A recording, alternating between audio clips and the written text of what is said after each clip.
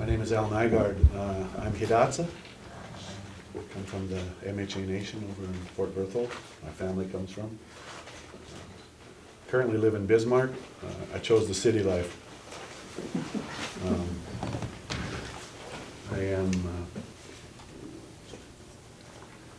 I'm a child of the Three Clan, and my family's name is the Bearstail Clan. Is the Bearstail family. So. My real name is Lone Star, and I was given that name many years ago by my uncle, who was a holy man, and I try to live up to that name.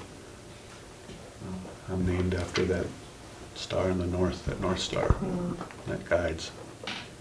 For the longest time I didn't know why I had that name.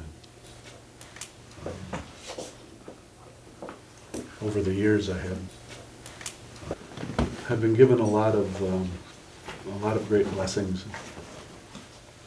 And one of the things that always bothered me, I'm also a veteran, and I joined the Elders Club last fall. I'm still kind of trying to figure that one out. I'm a war veteran. I served in the Army for 13 years. And, with service in Desert Storm.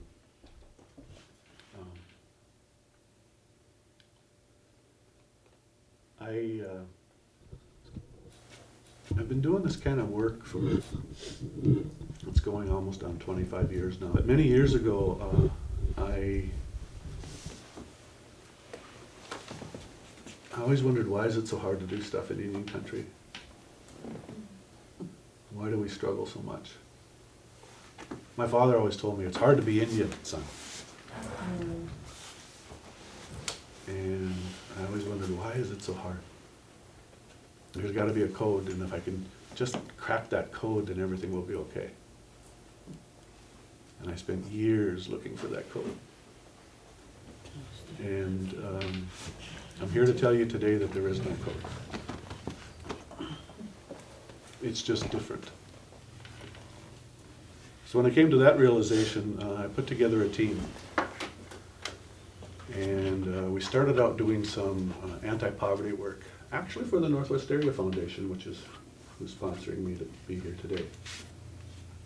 A long time ago, we partnered with Sitting Bull College to do some anti-poverty initiative with the Northwest Area Foundation. And on that journey, we learned some things, and after that I put my team together and I said, you know, I think we're kind of onto something here.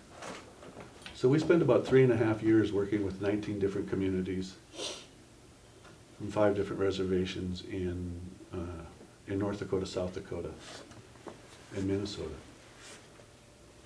to try to gain some insight as to, is there a way that we can change this thing? I've always been interested in community and economic development, and Native nations always struggle with that. So that was kind of our focus.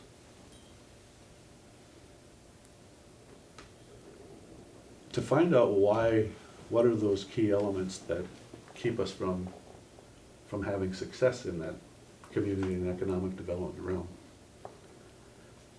And what we found over that 3.5 year experience with those communities is that American contemporary community development theory doesn't really apply to us. But yet, all of the funding sources that we get require us to follow that model.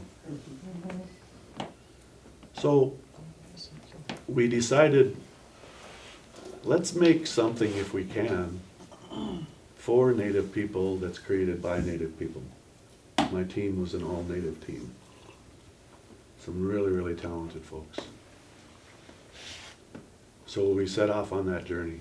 And we spent about another 2 years putting it together. And we created this thing that we call the Art of the Native View, which is a community and economic development focused process. It's just a framework It's just an idea. And we zeroed in on some of the things that we saw, bearing in mind that every Native community is unique in and of itself, and all Native communities are different. No two are the same. It's like the stars. When you look at them all together, they're absolutely beautiful. And when you look at that one, it's just amazing by itself. So we put together this process and sat back and said, well, that looks cool, but is it going to work? And at that point, then we started to actually use it and to work it and to try to do the best that we could with what we had. And I'll be darned if it didn't work.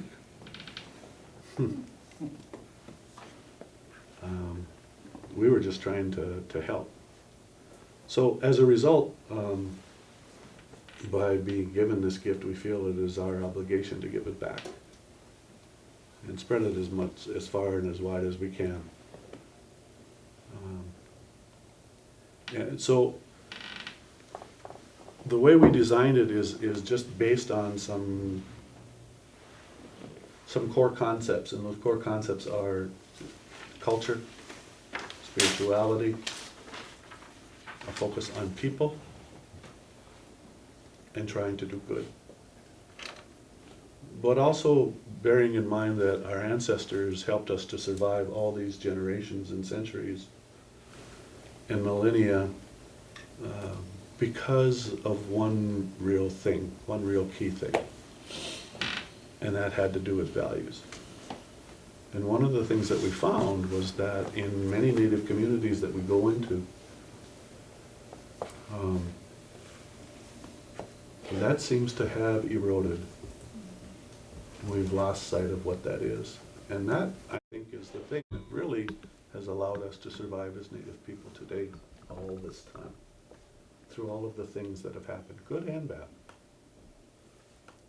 So those are the key things that we and you'll see that over and over again in the work that we do, is to embrace those things, to celebrate those things, and to use those things as leverage to try to help us to get better, to heal, to do whatever it is that we try to do. And if we can keep those in mind, we can change our future, and thus the name. So I'm just going to go through this very, very quickly. What we're going to do today is focus on one aspect of this. And because this is a planning group, we're going to focus on the piece that we use, or that we try to get folks to use, and that's called scenario planning. Because a lot of folks have been conditioned to go through, to use a planning model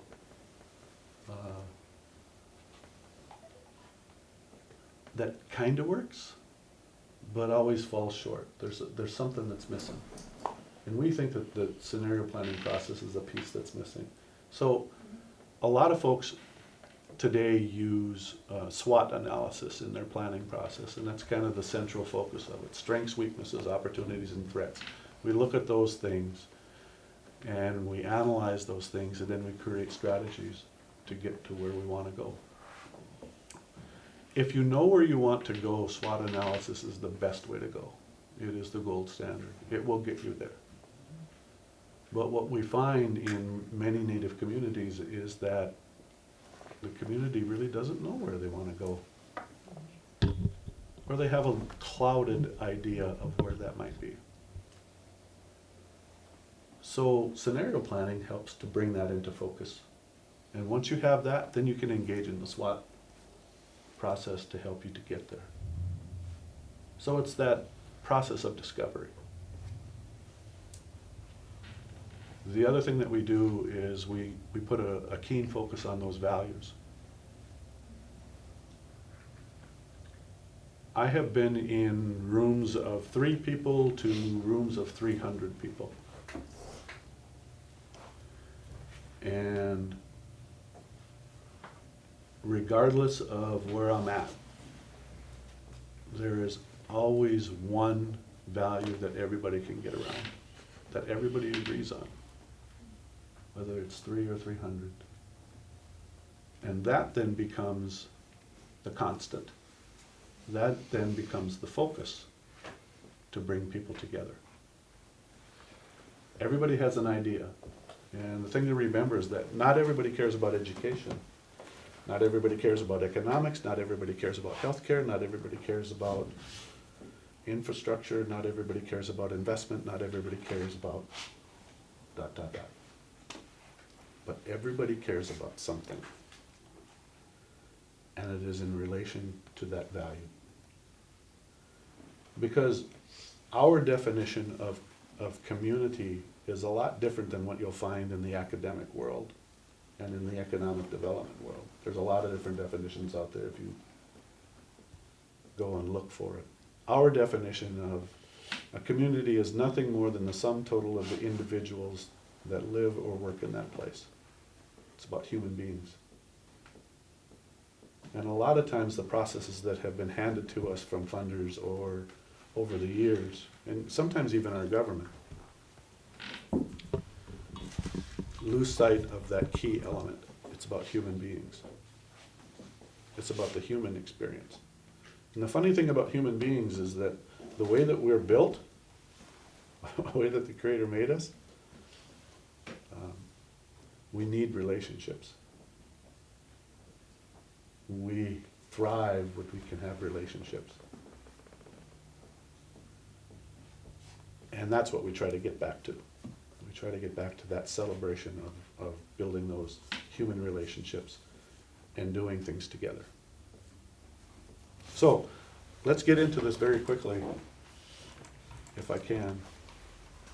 And would it be helpful if I got a copy of the pre-survey that we did? Yeah, you can, Okay, well, you're doing that, I'll go in. if I can get this working. I love that color. I had it working. I think it's coral, isn't it? It is. Yeah, it's pretty.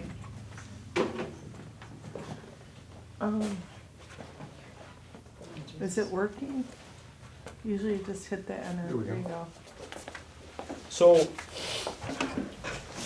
what do you need to change things in communities? Basically, our take on this, you need two things. First, you gotta understand the environment, right? And then you have to empower it. If you can do these two things, you can change your world. Okay, that's it. Any questions? Can we get a copy? Let's go to work. Work with study. Understanding the environment. So we spend time in these communities, and even though they're all very, very unique, even though they're all like the stars, we found, and here's the thing is that the federal government and sometimes even our own governments, right, have this tendency to do this one size fits all. Well, because there's perspective Yeah. and then there's reality. Exactly. Everybody has their own perspective of the community. Some people are walking around, Yeah. looking around thinking that, certain crimes don't exist, certain social ills don't exist. Yeah. They live in their own little bubble. And then they're surprised, at things when they hear them. Yeah, yeah, and we call that perception, right? And your perception is your reality, until something changes that, and then you have a new reality, right?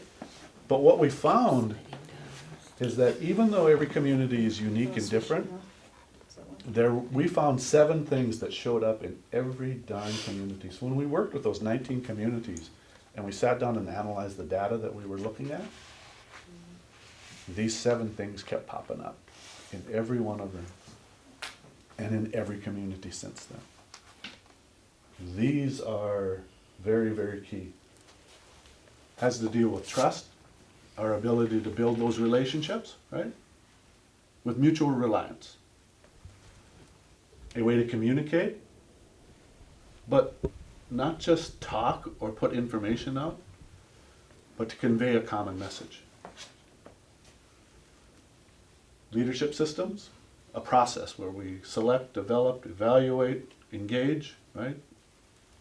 Our leaders, and not just elected leaders. When we talk leadership, a lot of times we think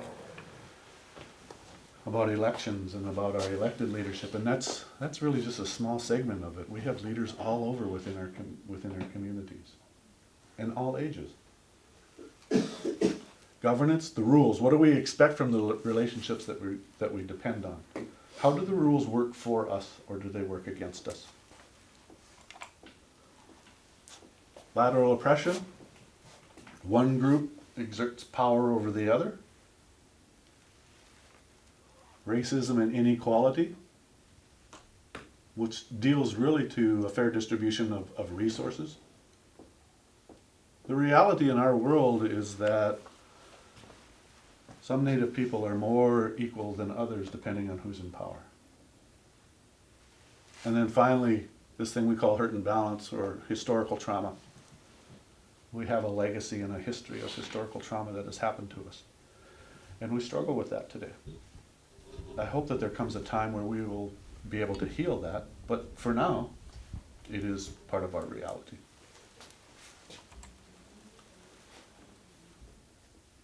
Things that you need in order to organize an effort, right? Culture, communities look to culture for a desired result.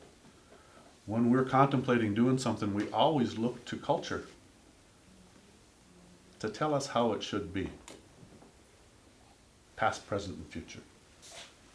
Perceptions. What's going on and what's really going on. We find this in communities where there may be a great idea, or there may be a great effort, or there may be something that's going on, and the community will always sit back and go, yeah, but what's really going on here? What's in it for you? Why are you doing this? It's that second guessing kind of a thing. Instead of that natural embrace of, yeah, let's do this. Perspective. I talked about this a little bit earlier. Not everybody cares about everything. Everybody has a perspective on everything. And then finally, what do we got? The structures and the ability to mobilize within the community. Sometimes communities will run into a huge issue within their community, and if they don't feel that they have what they need in order to address it effectively, they'll take a pass, even though it is something that is very damaging to their community and needs to be dealt with. Mm-hmm. We just don't have what we need. So we put this whole system together, and it's kind of like an eye, the way that I look at it, right? You have the image over here, and this is like your retina, right? It's connected to your brain, it tells you what you're seeing, and you look through this lens. When these things are in balance, when those 7 attributes are in balance, things work really, really well, regardless of what it is. When they're out of balance, we have distortion. It's kind of like being nearsighted and farsighted, right? Recently, I had cataract surgery, and it was amazing. I was a little worried, right? You're going to do what to my eye? Took the doctor 6 minutes to do the cataract surgery on my eye. But the colors that I saw colors that I had forgotten about. I used to wear glasses and contacts, and I don't need them anymore. And I'm not a young man any longer, but it was amazing. I had this clarity, and I could see things that I hadn't seen before. That's really kind of what we're trying to do, is to fix that. So when this gets distorted, right? So trust, communication systems, leadership systems, the governance, they need to be very, very strong in a community. Those last 3 need to be very weak in a community. And what we find typically in a Native community, it's just the opposite. So it's out of balance. So how do we put it back into balance? We put it back into balance by focusing on shared values. Somebody pick one of those, and this is just a laundry list of values that we see in Native communities, right? Somebody pick one from that list.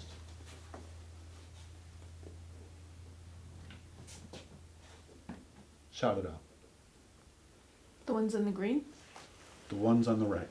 The ones on the right? Courage. Courage. Does courage help to build trust? If we exercise it in a good way? Does courage help us to communicate more effectively? Does courage help our leaders and the systems that we use to develop leaders? Does courage help us make better rules? More equitable rules? Does courage help us to reduce the Indian crab syndrome, that lateral oppression thing? Does courage help us to reduce the effects of racism and inequality? Yes. Does courage help us to heal? One shared value helps us to bring those back into balance. 2, 3 helps us even more. That's really what we're talking about here, and getting back to these values. Here's what we see. In a perfect world, so here we have trust, communication, leadership, governance, lateral oppression, racism, and inequality, historical trauma. In a perfect world, it should look like this. In the Native communities, we see that one on the lower left. That's typically the way that it looks. Opposite. It's the exact opposite. Yeah, we've even done this in non-Native communities, right? And we see that profile that you see on the right.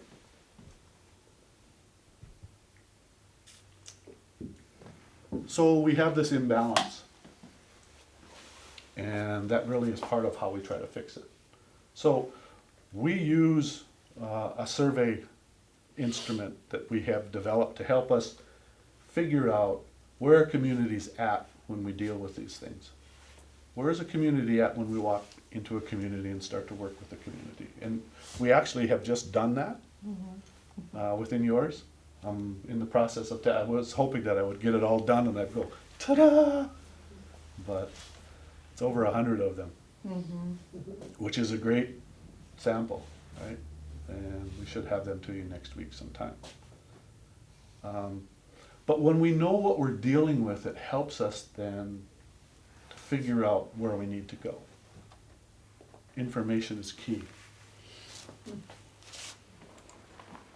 This is an actual up in Turtle Mountain. We did some work, and this is the way that it looks. And then those values, we also take a look at, we ask people, what are the values that guide you in your family's life? And the reason why this is so important, remember I'm talking about human beings, right? When you as an individual have a hard decision to make, the process that you typically use is to sit down, think about it, and look inside to those values that guide you. And based on those values, you make a decision of what to do. The same is true in community. When you have something that you need to deal with, you look to your shared values to tell you how you should go about doing it. It's important. So up in Turtle Mountain, we found that respect was the dominant value, along with honesty and truth and responsibility and kinship. We can use those things. We can use those values to get folks to rally around virtually anything. Because when it makes sense to you as an individual, as a human being, you're much more ready, you're much more willing, and this is the survey that we use actually. I've seen it, yeah, a million times. You're much more willing and ready to engage. You know, one of the beautiful gifts from the Creator is emotions. It's a great thing. It's also the worst thing, right? But that's a duality of life. A lot of times folks are scared, but when you can connect it to values, that fear has a tendency to be dissipated. It goes away. Because when it's connected to a value, then I get it. I can deal with it. It's when it has that imbalance and it's not connected, then we as human beings have this tendency to, ooh, I don't know. I don't know if I want to do that. What if? What's in it for you? All those things, right? The squirrels start to run in your head. So on this one, sorry for Go interrupting, ahead. but what did the community think of the fact that faith Let's was go back to the- was rated higher than prayer? What did they think? Yeah. Actually, it was kind of a revelation to them, because what we found is when we started to have conversations about issues within the community, even though they said that these are our values, these are the things that this is what defines us, this is who we are. When they would do things, they would not embrace this. They were actually being hypocritical in how they were going about things. Oh. And when I brought that to their attention, I said, well, what does respect tell you to do about that? What does honesty and truth tell you to do about that? Then they started to look at it from a totally different perspective. Oh yeah, huh? Shoot. It's not what we thought it was, it's this. And when they began to start working in that respect, and started to embrace those values as a way to develop their plan forward, and how they looked at things, and what some possible solutions could be, it became a lot clearer for them what their path should be. So with the values, when I was doing this survey, the pre-survey, a couple of people raised, well, why isn't family in here? What does kinship mean? And the other was spirituality and, is it love? Those were the other values. I said, well, just put them in there. Yeah, put them in there. Yeah. Yeah. And the great thing is that when the community sits down and talks about this, sometimes they make those connections. Kinship, family, potato, right? Love, compassion. To us, it's the same thing. It is the community's perspective that is most important. I get this all the time. Al, what should we do? You know?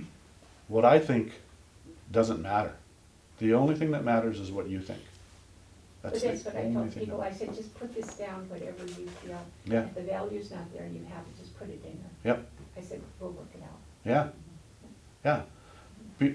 You know, Indian country is a fascinating place. But do you know what our biggest problem is? It's not that we are typically in remote places. It's not that our governments don't work for us maybe the way that we had hoped they do. It's not poverty. Our biggest problem is dependence. We are dependent as all get out. Asking permission for everything, Yes. or being told you have to have Yes. permission. Do this for me, right? Well, You need to take care of me. Well, yeah, but there's a reciprocal to that, and that is, what are you doing? What are you doing? Dependency is the biggest thing, the biggest obstacle that we have to overcome as Native people. Yeah, I would say it's the understanding of that, because it shows up in different ways. Where you think you're not dependent, you're totally conditioned to be, and it's hard to like break out of that mindset. But what I was thinking about this is like helping for, courage for, honor of. So I think the most powerful thing that you said was helping them to facilitate, why are you scared? Scared for what? Yeah. So if you could like help the community unpack that a little bit around that, Yeah. that would like totally empower them, like you said. Yeah. It's the same, exact same thing. Yeah. Empowerment, because you talk about dependency, but for like a working person, you know, your dependency might be different than someone who is just making it day to day. And their dependency, you know, could be something like, I don't know how to get out of, you know, what I'm doing here. And so my dependency would fall onto the tribe, or maybe hopefully friends and family. But it's also practicing what you preach, you know, I mean, if you say you're gonna do something, or you stand for something, but then you don't, you know, or you look down on other people because they're not like you, they don't have the same traditional strength that you have, but yet, you know, you're in this like a selective group, and then, you know, you kind of keep other people out. You don't open that door for those folks to be able to get what you have and give them a hand up. And then, you know, the government had it totally right by sticking us on these reservations, because it works good. You know, as soon as somebody goes out of the box or rocks the boat, people automatically are jealous of them, you know, and they want to pull them back down. Stay down here, don't do that, you know, you talk too much, you work too hard, you do something above and beyond, you're looking for attention, you know, that kind of stuff, and that's a big killer, I think. Yeah. Be careful, we're recording here, so But let's be careful. those are the dynamics that we Yeah. see, right? Yeah. And even Yeah. on reservations where there's just one people, right? I still see that, because there are clans, there are families, we subdivide. Historically, I think our people thought of the whole group rather than individual. And part of that doctrine of discovery and the colonization and genocide that was superimposed on us to think, well, we only have to think of ourselves. I see in our community is the struggling of knowing that they're to look out for everybody, but as society and these proposals, how you get funded, rewards individual efforts. And so I think that's, hopefully, we can do something about that in the survey to get sort of a Yeah. voice and a heartbeat of the Well, council. you have a system that we're dealing with right now, right? Which is almost 180 degrees from where we came from, Exactly. historically Yeah, and we're all culturally. upside down, yeah. Yeah, you know, take leadership, for instance. My people, Yeah. we never had elections. I call them popularity contests, right? Yeah. And that's Because if you fair. come from a really, really huge family, you're pretty much a shoo-in. Yeah, politics. But changes a lot of the things. way that we used to do it is you were asked to lead. Yeah. We would Yeah. have a summer village, and then we would have a winter village, right? The winter village was a lot smaller, because the winters in North Dakota can get to be pretty harsh. Yeah. So you were selected to find the winter site and to administer the winter village. And how you did that Yeah. was a test as to whether you would be elevated to more responsibility Chief, for the people, right? If you failed, okay, maybe we need to work on that, right? But we chose, you were asked to do things based on who you were, how you carried yourself, what you did. And didn't matter whether you were male or female. You were asked to do these things. So now we have this thing where, you know, well, Yeah. I'm gonna run for council. We choose to do that, right? As opposed to, we would like you, we see things in you that we admire, that we think are good. You carry yourself well, you do the right things, you're living a good life. We want to give you that shot. And it's totally different than from where we came from. So even though we've had this time, right, under this system that we currently have, we're still struggling to try and find our way.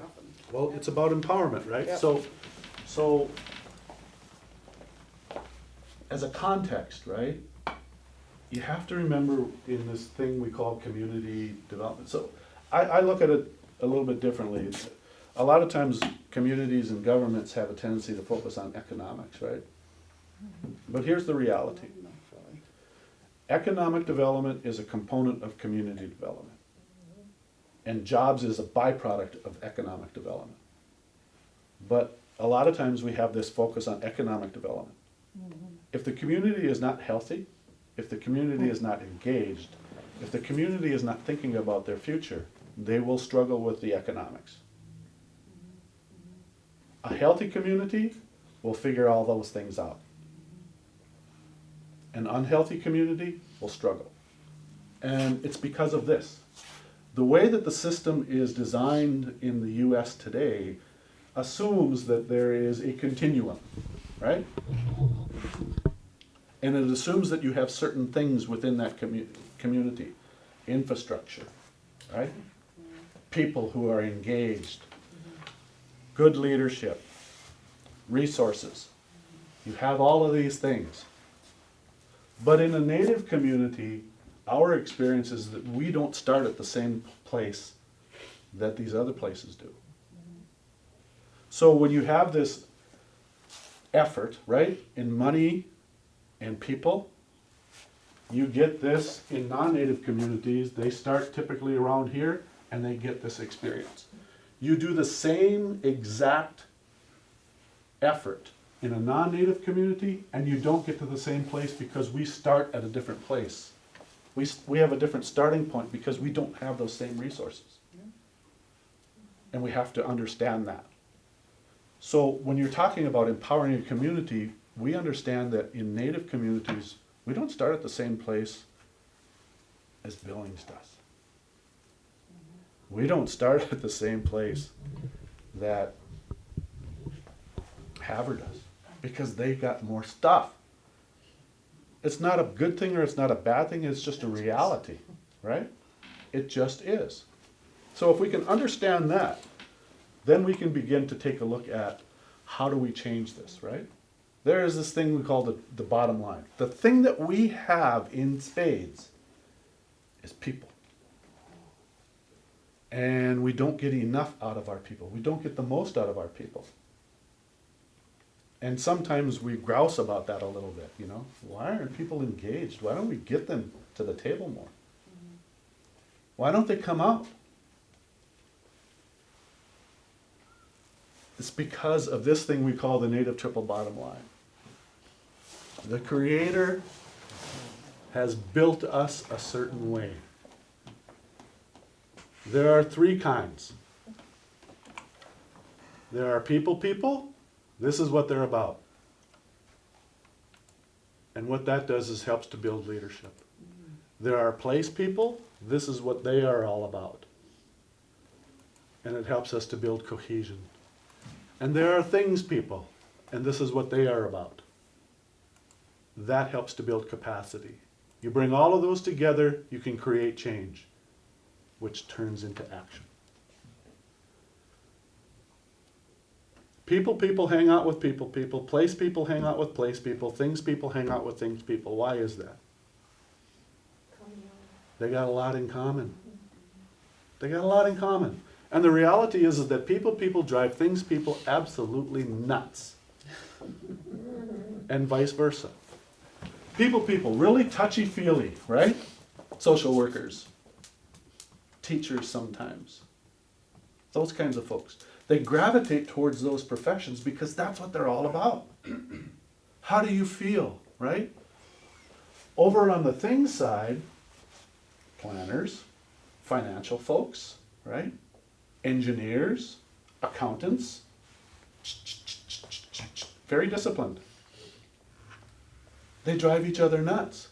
So when that touchy-feely person comes up to that engineer and says, how do you feel? They go, what the hell does that mean? It doesn't matter, you know? And then you have the folks in the middle. Kind of try to do the peacemaker things. They're about culture, they're about families, they're about social. They're the folks that just kind of hang there. The thing is that this is the way that the Creator built you. You are one of these three. Sometimes you find somebody who maybe lives in two domains, but typically it's just one of these. This is your dominant domain. It is how you were built. It's how you see the world. And a lot of times what ends up happening is we have an initiative in a community. And a group of folks gets together and they start to deal with this thing. Right? But the group of folks that gets together is from one of these three groups, because they hang together, right? Hey, come to this meeting, hey, come to this meeting, hey, come to this meeting. And you get all people there. And they look at this thing through this lens of a people person. And they forget about the place or the things part of it, because that's foreign to them. It's not a bad thing, it's just the way that it is. Let's say that we just got the report back from the school and our test scores are dropping. How are we going to deal with this? The people would sit down and say, you know what we need to do? We need to do an after-school program and we need to do some tutoring. We just need to engage these kids and help them, right? The place people would say, you know what we need to do is we need to get folks together and bring the families together, and as long as we have them there, let's get some culture in there and some language and build them, build this cohesion. The things people would say, let's go out and find a grant, create maybe 2 half-time jobs, and create a center so we can deal with this thing. 3 totally different approaches. All of them could succeed, but all from a different perspective. Now, if you sat down at the table and you had people, place people, and things people, and they all started to look at this thing together, and they came up with, let's do an after-school program, let's do some tutoring, let's get the families involved, and as long as we have them there, let's inject some culture, and we'll get some money, create some half-time jobs, maybe find a place, refurbish it, and create a center. And do it all. It would get towards the root issue, as opposed to just looking at it from different perspectives. Does that make sense? Get those introverts and extroverts together now. Exactly. But in a different twist, right? Yeah. On how you see it. Good. And a lot of times that's what we see in criticisms of our government, right? Criticisms of our communities, criticism of individuals has to deal with this perspective. Why are they that way? Well, the Creator made them that way. Doesn't mean they're bad, doesn't mean they're messed up, doesn't mean they're detached. That's just the way they are. Embrace it. Because when you can get all 3 sitting down at the table to deal with issues in a community, you will fix it. You will fix it. Because now you're looking at it from a holistic standpoint, as opposed to from an angle, right? We're always looking for the angle, as opposed to a holistic fix. And that's really what we It would need. be a non-judgmental approach to. Yeah, well, and this gets you there, right? When you recognize that this is the way that we are, and this is what we're dealing with within the community, we can get away from that judgment. Well, that's their thing, they're doing their thing over there. We're gonna do a parallel thing over here, and we're gonna put a twist to it, because ours is a little bit better. Well, what if you combined them? Oh yeah. How do they say that in Sioux Country? In it. You have the power to connect it locally. You can make that connection. They're providing you a resource. It's like having a street. What are you going to do with that street? It's just a street. Well, we could put homes on it, right? We could put businesses on it. Oh, and as long as we're at it, we could put trees and flowers and sidewalks. Oh, you know what? And we could clean it and repair it, and all of a sudden we have a place. So, one of the areas that's pretty frustrating is there's a lot of silo building between different agencies, for example. When we tried to get data, I was working on a grant for the Indian Health Service on certain kinds of suicide, mental health. They told me it would take a congressional act for me to get, they wouldn't give me the data. We have a deadline with which to respond. And then in other areas, they say, well, we can't do this because it's HIPAA, we have HIPAA regulations, we'll lose. These are all the external impositions that go on that prevent the local agencies from being able to work together. So perhaps if you can talk a little bit about how we can knock some of those silos down rather than saying, here's what we can't do and keeping our silos up. Data is key, right? Yes. You gotta have Yeah. data, but a lot of times you can't get Exactly. data. But there is another technique that you can use to help you inch a little bit closer towards your goal, right? And that's a thing we call root cause analysis. A lot of times what we end up doing is we look at symptoms and we try to fix the symptoms. That's what I call So my that's sagebrush what I was analysis. just, you know, we're, our But here, indicator. and you know how you is deal with those? suicides. So, The root cause analysis, there's a technique in there, and we call it the 5 whys, right? Ask the question why 5 times, and it will get you to the root cause. Ask the same question 5 times. Yep. So let's take your suicide thing, right? From your perspective, why are there suicides? oh, the, psychosis, drug-induced psychosis Yeah, is from one opiates. reason why. But Depression. that, I Okay, mean, so- that, but Depression. underneath that, if you So unpack that. why is there addiction associated The with that? lateral oppression, the It's the hurt. genocide, and I think the Because they're breaking down hurting? of the families. The and hurt. Why are they hurting? Because there's A a breakdown lot, of families. yeah, there's a lot Loss of of, culture, loss of like, our disconnect, there's a lot of shame, secret keeping, Why is there There's- shame and there's no disconnection? truth the and massive love and sexual abuse in respect. our community. It's all And- distorted, And why is that abuse because that happening? is that's what people take on, it's what they're taught, it's what they do, it's a result of, you know, the historical trauma that has gone on forever. It's the abnormal norm, this is what we thrive in, we can't exist unless this don't happen. So it's not about suicide. No, it It's isn't. about all these other. It's about historical Yeah, trauma and yes, healing. the Yeah. genocide, So the lateral focus to oppression. help We you always deal with talk about that. historical trauma, but I don't know what's being done about it. I mean, Yeah, so Yeah. that's your exactly. focus. Everyone likes to So, talk That's about what- it, but but nobody they won't- likes to do anything to address yeah. it. So unless you deal with that historical trauma, you can do whatever, right? You can get grants, you can get money, you can get efforts, you can get professionals, you can get all of these folks to come in and talk to people about suicide and suicide prevention. And it'll go away for a little bit, Yeah. but it's gonna come back.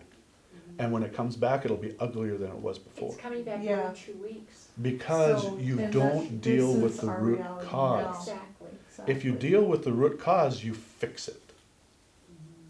If you don't deal with the root cause, you just put something on it. But historical trauma really kind of ended about a generation ago. The real nasty stuff, right? But we're teaching it. We're carrying it on. My father and my uncles, we had the Garrison Dam that was built. We had 9 communities along the Missouri River. And that's who we were. The federal government came in and built the Garrison Dam as a part of the PIC Sloan program, right? So that barge traffic would be catered to downstream. So they built the dam. All 9 of those communities are now at the bottom of Lake Sacagawea. The historical trauma associated with that, we are still dealing with today. We have a lot of really, really hurt, angry elders that haven't gotten over that. My father and my uncles were teaching me to hate white people, and especially the Corps of Engineers because of that damn dam. So, And I was teaching my children that same lesson. Until one day I decided, you know what? This isn't gonna solve nothing. I'm just gonna be angry. Just carry I'm gonna it be forward, like yeah. that old guy over there, ticked off, sitting in the corner, lamenting about that. And what's gonna change? Nothing. We get into this cycle, right? So we have to look at what is the root cause, what's really going on here. And kids And watch deal with everything everything that adults do. You might not even think about it, but it's Yes, burned into their brain. Everything that all these crazy adults are doing, yep, they do what they see. And- Even if they're not being raised by that person. And But I think the key is and with if the we're young not kids, healthy, the if little we're not guys. healthy, we're constantly teaching, right? Our actions, our words, the way we carry ourselves is a constant lesson. And if we're hurt and damaged, we're gonna continue to teach that lesson. So maybe it's not about the kids. I'm asking. Yeah, who's teaching them, right? Mhm. If we don't get our act together, Mhm. That's right. we can't teach them the proper way or a better way to deal with stuff. Because if I'm set in my ways and I'm struggling, I'm gonna teach that struggle. But if I choose to change and I choose to heal, I can teach something different. 28 years ago, I decided to get sober. 28 years ago. And I've been on this journey for 28 years.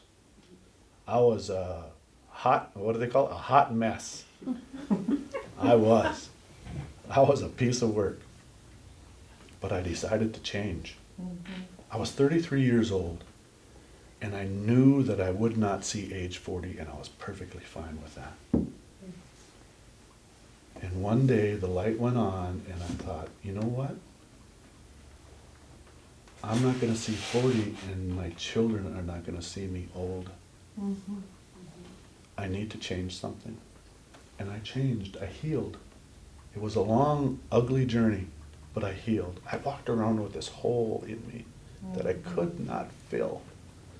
All I did was drink and drug so that I wouldn't have to feel this ugly hole. And when I finally figured out how to fill that hole, everything changed. So how do we turn the light of epiphany on to everybody else who has problems like that? One person at a time. There you go. One person at a time. And that's when we get back to these people, right? So you got to create the environment. You have to empower the community, right? Create trust. The thing that you are looking for, the thing that you are searching for, what do your values tell you to do? Be respectful. What does the community's values tell you to do? Those values are powerful. And the engagement of these three kinds of people, right? So when and a lot of times what ends up happening is we engage either on one of these dimensions or on two of these dimensions. When we engage on the things in the place dimension, we create a reasonable community. But there's something missing. It's that touchy-feely connection kind of a thing, right? When we engage on things and people, we create an equitable community, right? But there's something missing. That culture is missing, right? That community, that sense of community is missing. Everybody's got a home, but we never talk to each other. When you engage on the people and place dimension, you create a bearable community, but a lot of people are needing stuff. It's when you create the connection between all three that you create that empowerment. And when you create that empowerment, you get a spiritual, political, social, and economic strength. That's the key. What's the effect of the change? Why do we do this? What does it do to us? These are the things that we have developed that get us there, right? And we'll talk about some of these when we get into the scenario planning thing. Okay. Here's the thing, vision. The way that it should work is values, vision, mission. And a lot of times we get screwed up on the mission. We get this thing happening. A lot of folks, a lot of organizations, a lot of departments, a lot of governments, a lot of folks doing stuff, but they're all kind of doing stuff. Values help to create what our Yeah. vision is, Yeah. right? And if it's only people sitting at a table doing this, you're gonna get a people perspective, values, vision. You need to move from this to this. Doesn't mean they have to change what they're doing. Doesn't mean they have to change their focus or how they go about doing things. All that changes is there's something that they're all going toward, based on common shared values and a vision that includes all of that. a strong, powerful, a context, a new powerful context. Scenario planning. I talked about this before. Scenario planning is key. And we're gonna get into the scenario planning. We're gonna take a break, and then we're gonna play the futures game, which is gonna set you up for my little thing on scenario planning. So, we're gonna play this game now, okay? We collaborated with an organization called Innovative Leadership Australia. And Innovative Leadership Australia, at the time that we created this game, was the world's leader in scenario planning. And we wanted to create something visual, something that we can use to help introduce folks to this concept of scenario planning and kind of how it works. And we decided to come up with this game. So we use this game to not only introduce scenario planning, but we also use it in teamwork building, and we use it in a number of different ways to bring folks together. So I'm going to introduce you to this game. I'm going to divide you into 2 groups, okay? So there's 7 of us here, 4 in one group, 3 in another group. Decide who you're going to be, and let's get started. So what you're going to get is you're going to get a base map, right? And we put these years up here just to differentiate. We're going to start in the year 2010. The base map is really what this is this is the res in my mind, okay? So you're going to crawl into my res in my mind for a while. And you're going to be in control. And what you'll find is that there are some populated areas, right? There's Sloanville, Eagle Heights, and Piketon. You got a national grasslands here. You got some different things that you will see around here. And then you have the native triple bottom line meter in the lower left-hand column. This tells you it's either red, yellow, or green. Red means not doing good. Yellow, could go either way. And green means, yep, this is good. This is a good thing.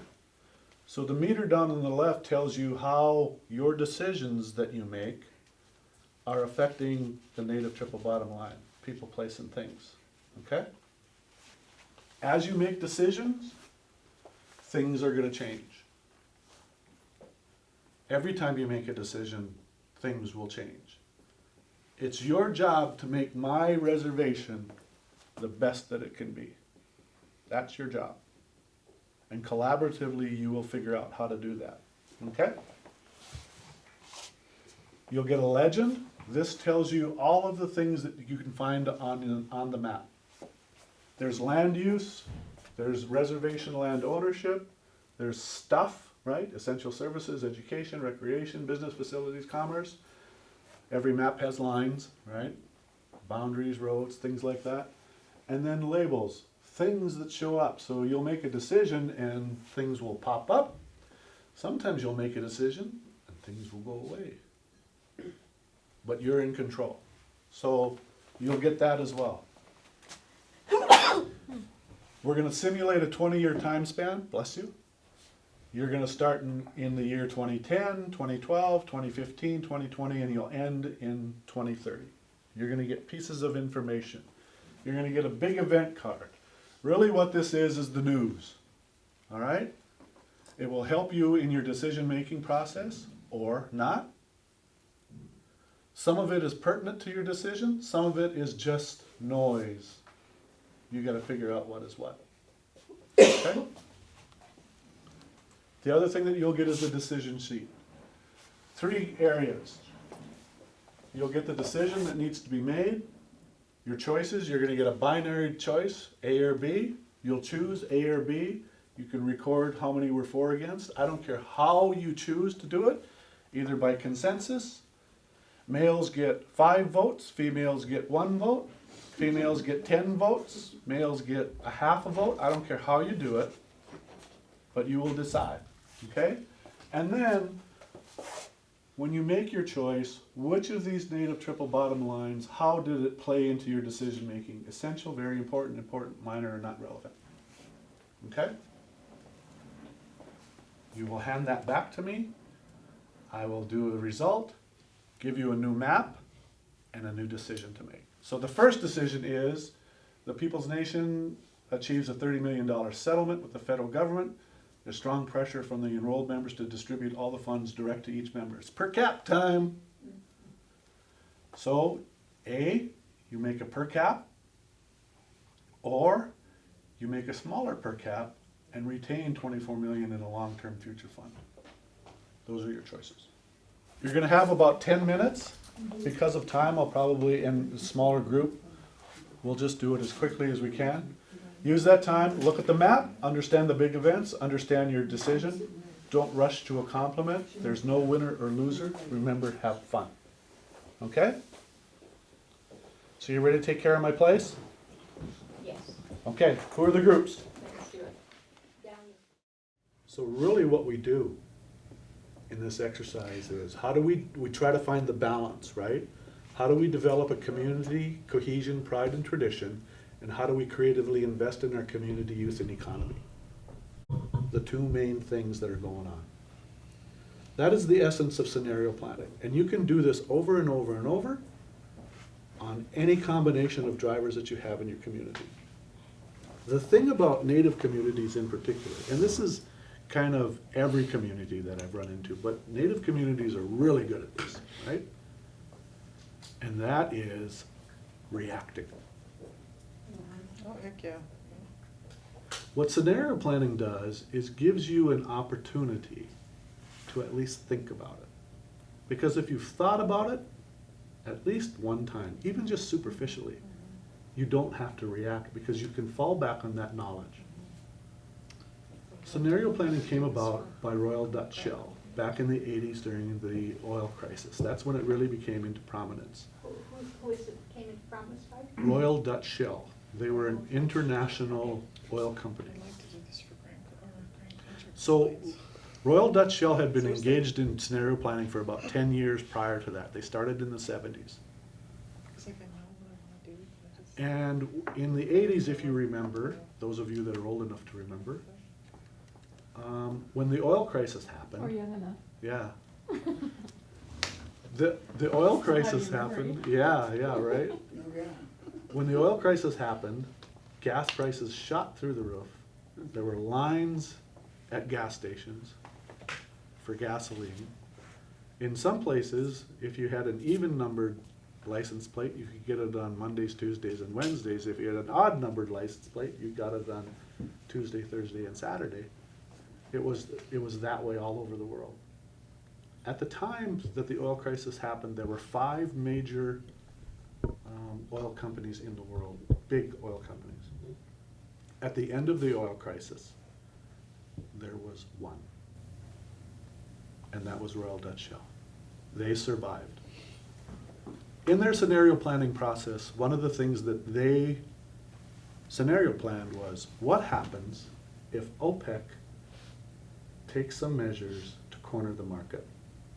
What if they reduce production to drive up the price, to increase profitability? What happens to us if they do that? One of the things that they came up with was, we're gonna have a crisis and we could go out of business. We have to look at other places in order to get oil. Iran, Russia, in particular. And that's what they did. As a result of that, they were able to survive. And that's when it kind of came into prominence. Ever since then, scenario planning has been one of the means to game plan what could happen. What if? And you take these two drivers, right? So if things get better, Looking for lunch? you end up with a place to go. So what can happen is if they both get worse, and in fact, there is a scenario in this game where that can happen. You get this angry ghost town. If one gets better and one doesn't, day-to-day indifference. If one gets better and the other doesn't, by flipping it, you get this happy-go-nowhere. And then if they both get better, path to empowerment. And there is this one right here where nothing changes.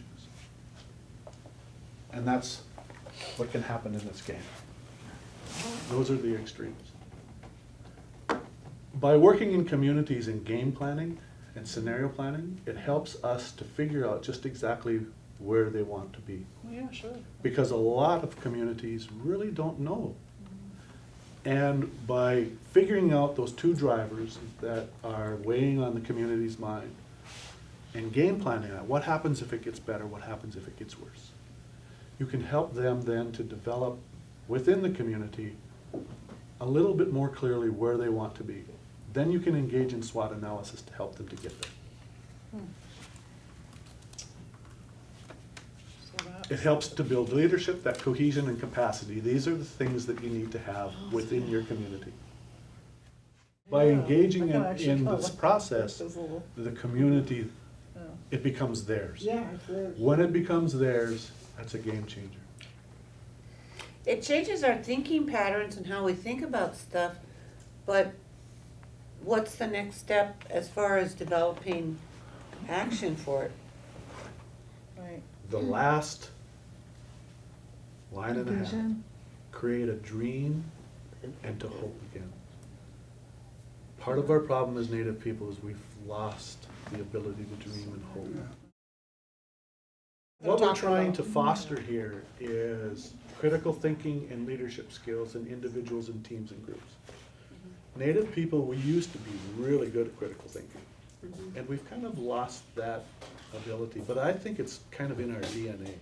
The cool thing about human beings, right, is that lack of information, we fill in the blanks based on our experience.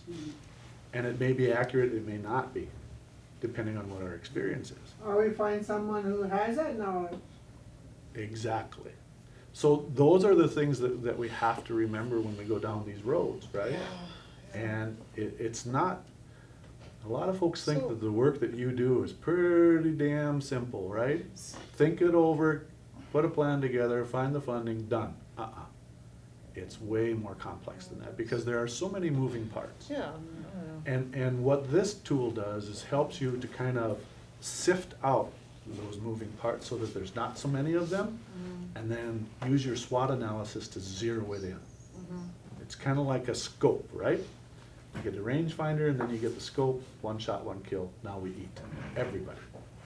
As opposed to walking out onto the prairie with a shotgun, firing into the air, hoping something flies in front of it. And maybe we'll eat.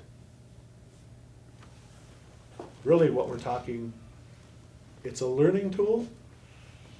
You can dramatically alter your future through scenario planning. If you can hope and if you can dream. That's all I got. That's my story. I'm gonna stick to it. Yeah. And thank you so much. Yeah, this is good, good job. Yeah. Good story. Thanks. Now you gotta write a book. Yeah.